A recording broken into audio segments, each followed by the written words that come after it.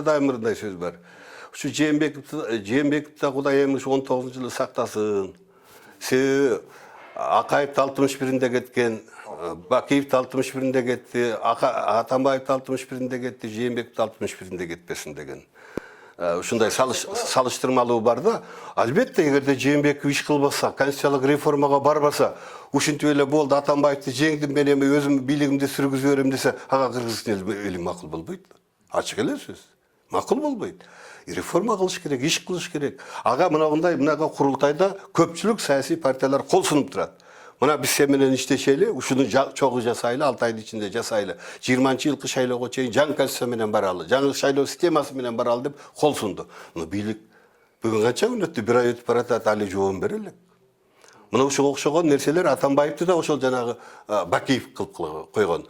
Бакиевди Акаев кылып койгон. Бийликке келгенде президенттер, Кыргызстан президенттери жана өз айтып аткандай, президенттер айтып аткандай, мурдагы досторунун бәрин сатат дагы, айланасында кошоматчылар менен туугандарын, балдарын угуп калат. Бул мыйзам ченемдүү көрүнүш Кыргызстанда. Ошондуктан Жээнбековди дагы жана айтып атканыбыз ушул. Сен өз командаңды түз. Бүгүн сен ким менен иштеп атканың белгисиз деп. Бир жагынан Атамбаев критикалап атат. Бул Бакиевдердин жолуна түштү деп. Ошол критикалардан жыйынтык чыгарыш керек да, иш менен далилдеш керек. Мына мен мындай иштерди жүргүзүп атам. Ошол эле жок эле дегенде ошо кумтөргө окшогондорду денонсация кылыш керек, алыш керек. Бут Атамбаевдин каалашынча былдырап тиги Акаев Москвада ятып алып, тигиси Минскке деп атып, каалагандай сындап, каалагандай кыргыз элин шылдыңдап, үй бүлөсүн апабак деп атат. Бар эле үй бүлөсүн апабак дейт. Атамбаевди аппак, аялым тимеле минти тигинти деп атат. Жок. Мына булар үй бүлөсүн гана сүйгөн президенттер экенин далилдеп атат. Үй бүлөсүн гана сүйгөн.